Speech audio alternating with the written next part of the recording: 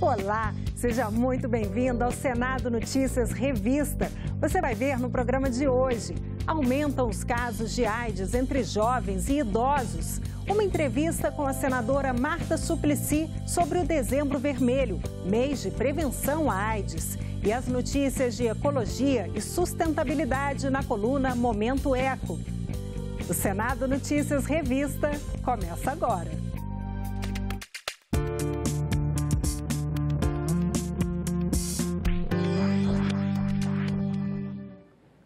1º de dezembro já é o Dia Mundial de Luta contra a AIDS. Mas, a partir de agora, aqui no Brasil, o último mês do ano será todo dedicado à conscientização a respeito do HIV.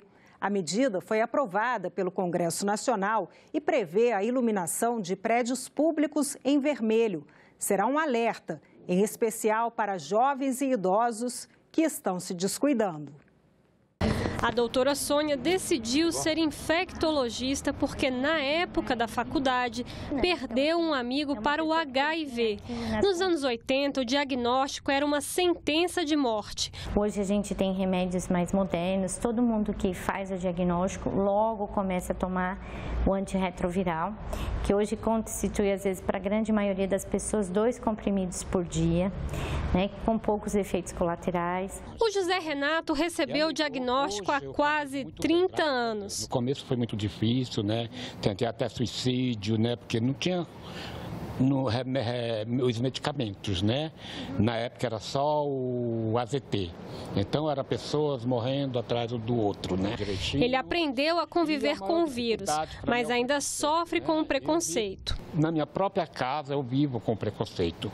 Mas eu me acostumei a viver com preconceito e hoje, para mim, o preconceito, né, não abre porta para o preconceito. De 1980 a 2016, mais de 840 mil casos de AIDS foram notificados no Brasil. Só nos últimos 5 anos, a conta é de mais de 40 mil novos portadores do vírus por ano. A maior parte dos casos está no Sul e no Sudeste, que somados representam mais de 70% do total de infectados. A maior concentração dos casos de AIDS no Brasil está entre as pessoas com a idade entre 25 e 39 anos.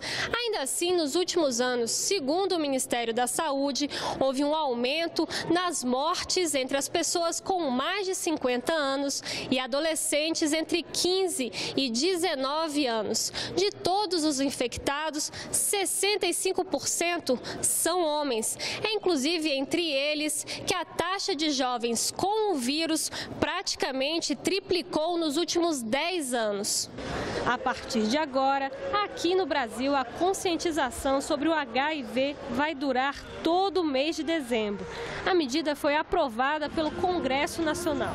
Os avanços em tratamentos e campanhas dirigidas em prol de solidariedade com infectados em AIDS ensejaram paralelamente as pessoas terem uma leitura equivocada, porque fica que a doença está sob controle. Seria então um mal crônico, é um senso comum, mas não é assim. Resultados dessa mentalidade enganosa são péssimos. Aumentos nos índices de pessoas contraindo HIV e, de modo muito alarmante, nos mais velhos e nos jovens contaminados. Parece que é uma coisa tão simples, é só tomar os 2 comprimidinhos, as balinhas mágicas, e é só isso.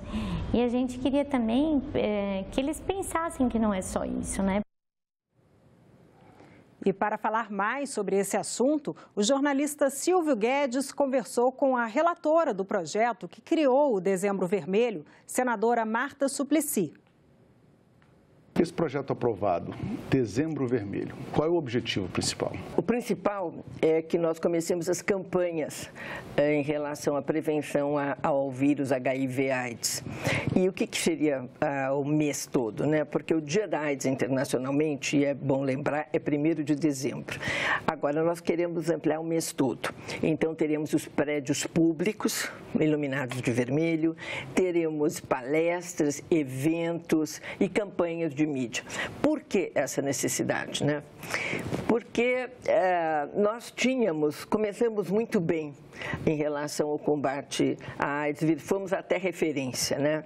As campanhas eram excelentes e ajudadas de uma forma muito negativa pelas fatalidades. As pessoas conheciam amigos que tinham morrido. As pessoas conheciam artistas que eles queriam muito, como um Cazuza, outros artistas queridos que faleceram de AIDS. Então, isso dava também um certo medo. Tinha informação, tinha medo, tinha um aumento de responsabilidade no fundo, né? Isso tudo foi se diluindo quando se começou o tratamento da AIDS, que evita a fatalidade, não evita a dor, a tensão, o enfraquecimento, baixa imunidade, doença. Só que as pessoas não sabem disso, não fica público.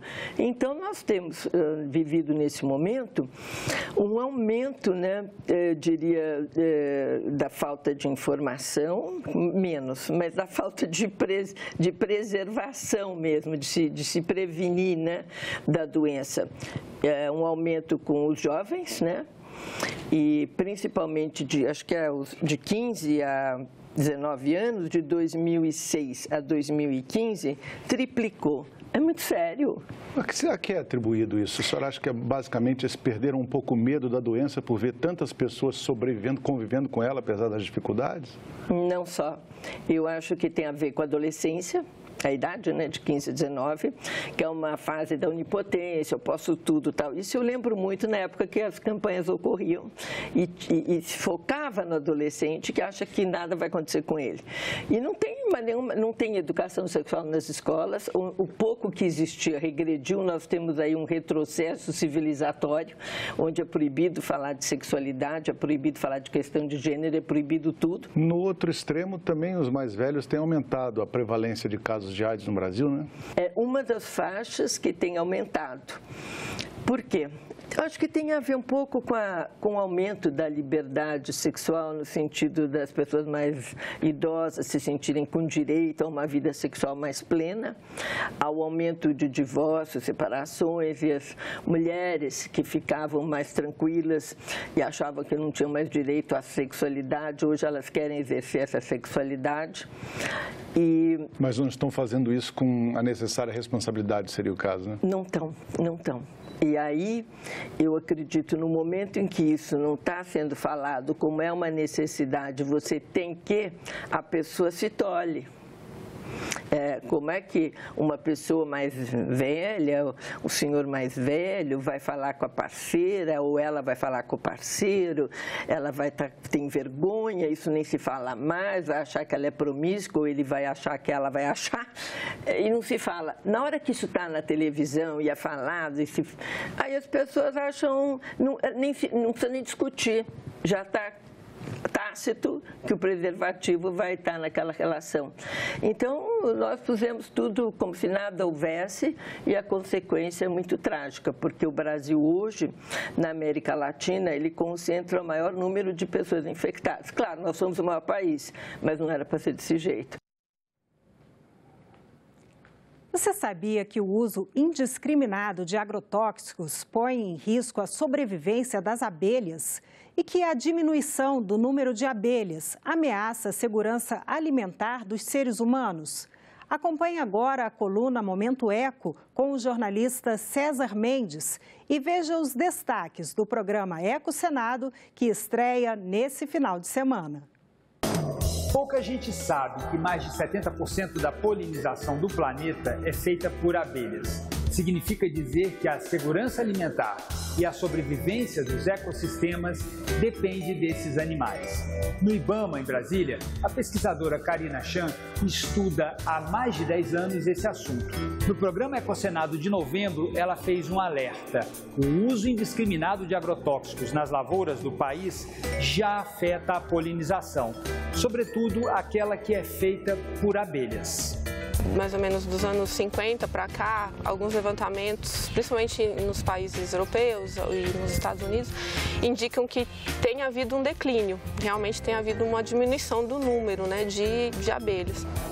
A equipe do Ecosenado visitou uma propriedade rural nos arredores de Brasília para entender, na prática, como a apicultura pode ser empregada para melhorar a polinização e, consequentemente, aumentar a produtividade agrícola. Ela vai numa flor, ela colhe o pólen, colhe o néctar, que dá o mel, aí aumenta a própria produção da lixia.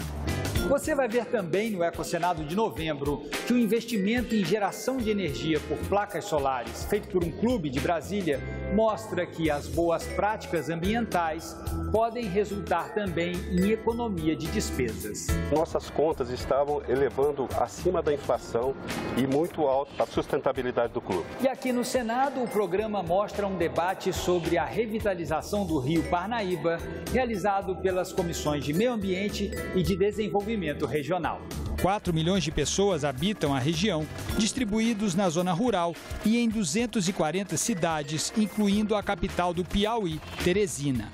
O programa Ecosenado vai ao ar no sábado às 8 da noite e no domingo às 7h30 da manhã e às 5 da tarde. Esse foi o Momento Eco.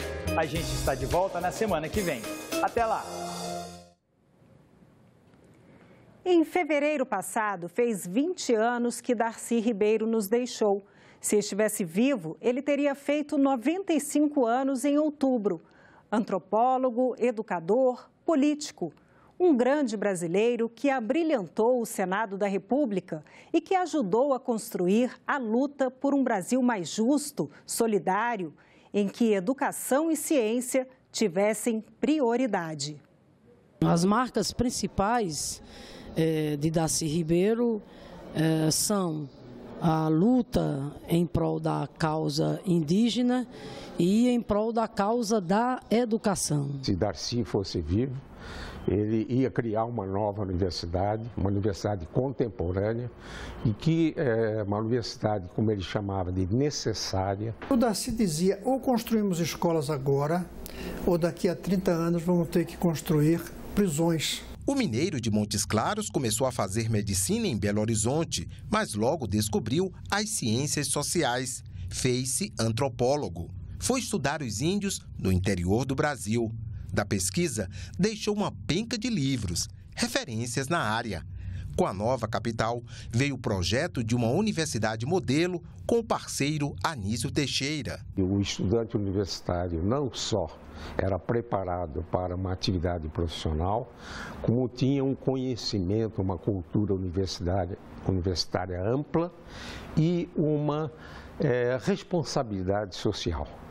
E um clima de liberdade, uma flexibilidade. Mas a política chamou Darcy, que acabou indo para o Ministério da Educação e depois para a Casa Civil do governo de João Goulart. O golpe de 64 o levaria ao exílio. De volta ao Brasil, vai perseguir a causa da educação. Implanta a escola pública integral no Rio de Janeiro. Constrói 506 escolas em horário integral. A escola que o mundo inteiro conseguiu reproduzir. Mas é como senador que Darcy Ribeiro encerra sua carreira e sua vida. Teve pouco mais de 6 anos de mandato. E o que fez no parlamento? O projeto de lei que instituiu a nova Lei de Diretrizes e Bases da Educação Nacional, né? Que teve ele exatamente como relator. Conjunto de rumos para uma educação contemporânea. No entanto, ela não é plenamente executada. E aí tem vários fatores. Eu destacaria que o principal é a desvalorização do professor.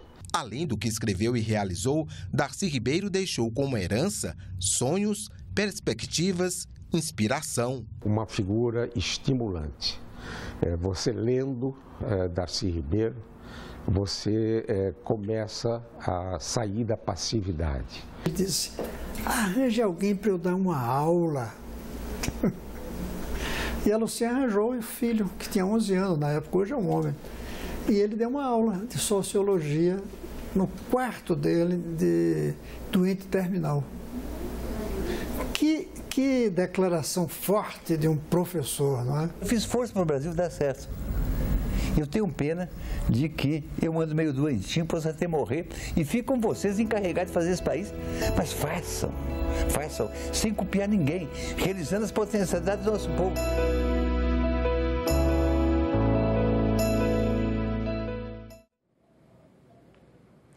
Este foi o Senado Notícias Revista. Você pode rever as reportagens desta edição na nossa página na internet, senado.leg.br/TV.